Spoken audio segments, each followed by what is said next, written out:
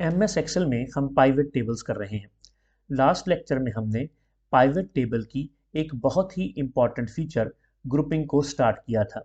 Last lecture में मैंने आपको बताया था कि जो ग्रुपिंग फीचर है ये 3 तरह के डेटा के ऊपर अप्लाई की जा सकती है। आप ग्रुपिंग बाय टेक्स्ट कर सकते हैं, ग्रुपिंग बाय नंबर्स कर सकते हैं और ग्रुपिंग बाय डेट कर सकते हैं। मैंने आपको ये भी बताया था कि ग्रुपिंग ऑटोमेटिक भी हो सकती है और मैनुअल भी हो सकती है, और हम ये भी जानेंगे कि कहाँ पर हमें ऑटोमेटिक फीचर मिलती है ग्रुपिंग की और कहाँ पर हमें मैनुअल ही अप्लाई करनी पड़ती है। लास्ट लेक्चर में हमने ग्रुपिंग बाय टेक्स्ट किया था, इस लेक्चर में हम ग्रुपिंग बाय नंबर्स करेंगे। यहाँ पर हमारे पास ये लिस्ट है और इस पर्टिकुलर लिस्ट में हमारे पास 2 कॉलम्स हैं। एक कॉलम में प्लेयर्स के नेम्स हैं और दूसरे कॉलम में उनके द्वारा बनाए गए रन्स हैं या उनके द्वारा बनाए गए स्कोर्स हैं। अब मेरे बॉस की रिक्वायरमेंट क्या है? मेरे बॉस ये चाहते हैं कि आप पाइवट टेबल की हेल्प से एक रिपोर्ट क्रिएट करें जिसमें आप मुझे ये बताएं कि टोटल नंबर ऑफ प्लेयर्स कितने हैं जिन्होंने 20 से 30 के बीच में रन्स स्कोर किए हैं। कितने ऐसे प्लेयर्स हैं जिन्होंने 30 से 40 के बीच में रन्स स्कोर किए हैं। कितने ऐसे प्लेयर हैं जिन्होंने 40 से 50 के बीच में रन्स स्कोर किए हैं। इसका मतलब ये है कि हमें इन पर्टिकुलर स्कोर्स की ग्रुपिंग करनी होगी, और ये जो स्कोर्स क्या हैं, ये स्कोर्स नंबर हैं। जब भी हम ग्रुपिंग करते हैं तो उस पर्टिकुलर केस में हमें रेंज भी बतानी पड़ती है। 30 से 40 का मतलब है कि हम यहाँ पर 10 की रेंज ले रहे हैं। हमें जो ग्रुपिंग करनी है वो 10 की रेंज में करनी है। जब हम पाइवट टेबल में ग्रुपिंग करते हैं नंबर्स की तो हमें रेंज भी बतानी पड़ती है। जब भी हम नंबर्स की ग्रुपिंग करते हैं तो उसको ये बोला जाता है कि हम फ्रीक्वेंसी डिस्ट्रीब्यूशन क्रिएट कर रहे हैं। This is known as frequency distribution. और जब भी हम फ्रीक्वेंसी डिस्ट्रीब्यूशन क्रिएट करते हैं तो MS एक्सेल में फ्रीक्वेंसी डिस्ट्रीब्यूशन क्रिएट करने के बहुत से मेथड हैं, लेकिन इन सभी मेथड्स में से जो सबसे इजी मेथड है वो ये है कि आप पाइवट टेबल्स की हेल्प से फ्रीक्वेंसी डिस्ट्रीब्यूशन को क्रिएट करें, और आज हम इस लेक्चर में यही करेंगे। तो चलिए अपने बॉस की रिक्वायरमेंट पर काम करते हैं। सबसे पहले मैं यहाँ पर इन स्कोर्स को रोज में ट्रैक कर लेता हूँ। जैसे ही मैं स्कोर को रोज में ट्रैक करूंगा तो आप देखेंगे कि आपके स्कोर्स जो हैं इस पाइवट टेबल में नज़र आने शुरू हो गए हैं। यहाँ पर इस स्कोर को वैल्यू में ड्रैग कर देता हूँ। जैसे ही मैं स्कोर्स को वैल्यूज़ में ड्रैग करूँगा तो आप देखेंगे कि यहाँ पर इनका सम आ गया है। यहाँ पर 23 लिखा है और यहाँ पर 46 लिखा है। 23 को 2 से मल्टीप्लाई करने पर 46 आता है। इसका मतलब ये है कि 2 प्लेयर्स ऐसे हैं जिन्होंने 23 रन स्कोर किए हैं। इसी तरह से यहाँ पर 25 लिखा है और यहाँ पर 75 लिखा है। इसका मतलब ये है कि 3 प्लेयर्स ऐसे हैं जिन्होंने 25 रन स्कोर किए हैं ईच।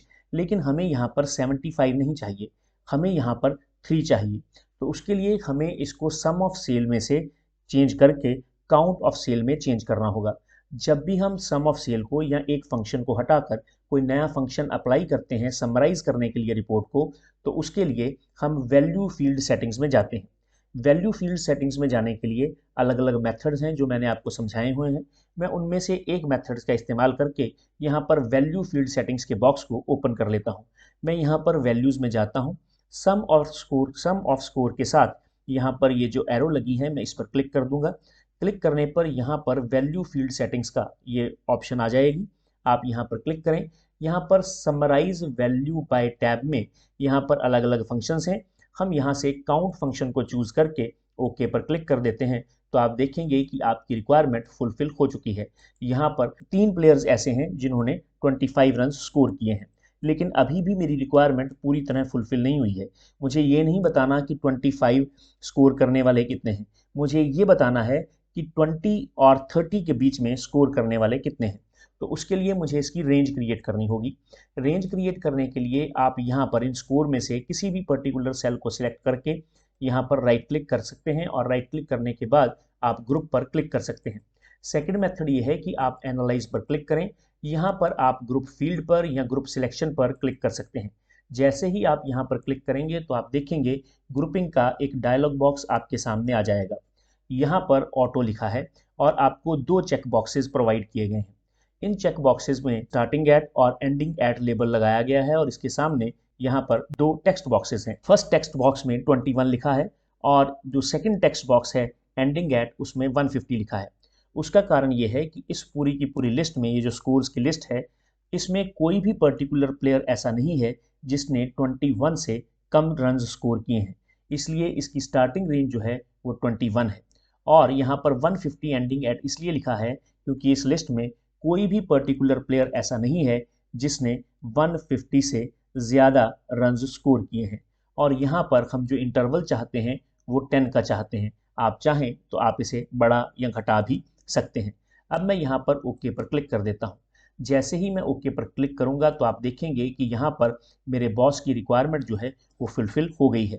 यहाँ पर 21 से लेकर 30 के बीच में जिन्होंने स्कोर किए हैं ऐसे 15 प्लेयर्स हैं।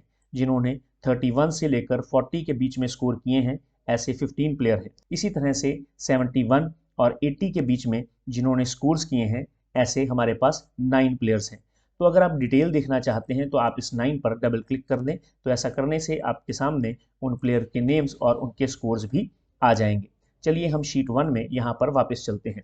यहाँ पर आने पर तो हमें ये डिटेल पता चल गई। अब अगर आप उनके नेम्स भी जानना चाहते हैं तो आप प्लेयर को यहाँ पर रोज में ड्रैग कर दें। जैसे ही आप यहाँ पर ड्रैग करेंगे तो 21 से 30 के बीच में स्कोर करने वाले 15 हैं प्लेयर्स और ये उनके नाम हैं। तो इस तरह से आप इसको और भी डिटेल में देख सकते हैं। लेकिन अभी यहाँ पर मैं इसको जो प्लेयर है इसको वापस ले जाता हूँ और एक और रिक्वायरमेंट पर काम करते हैं। मान लीजिए यहाँ पर अब मेरे बॉस की एक और रिक्वायरमेंट है।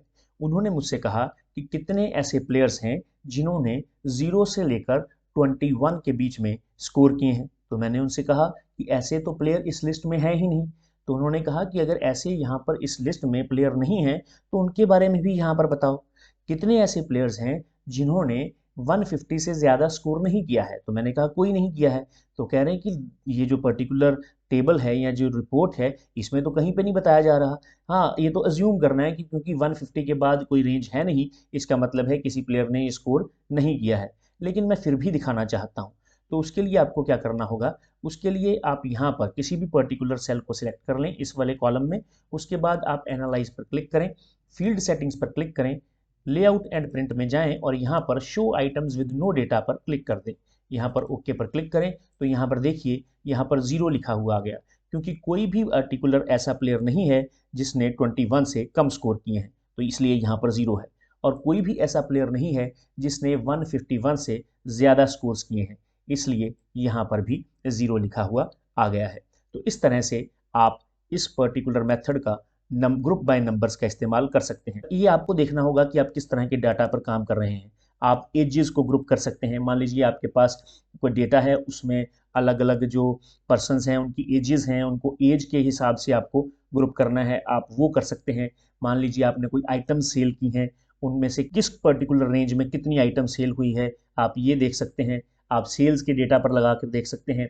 आप सैलरीज की रेंजेस क्रिएट कर सकते हैं, यानी कितने ऐसे एम्प्लॉयज़ हैं जिनकी सैलरी 20,000 और 30,000 के बीच है, कितने ऐसे एम्प्लॉयज़ हैं जिनकी सैलरी 30,000 से 40,000 के बीच में है, एंड सो ऑन। आपको अपनी रिक्वायरमेंट के हिसाब से ग्रुप बाय नंबर्स का इस्तेमाल करना है और इसको फ्रीक्वेंसी डिस्ट्रीब्यूशन भी कहा जाता है। बहुत इंपॉर्टेंट है ये, इसको अच्छी प्रैक्टिस कीजिएगा। नेक्स्ट लेक्चर में मिलते हैं।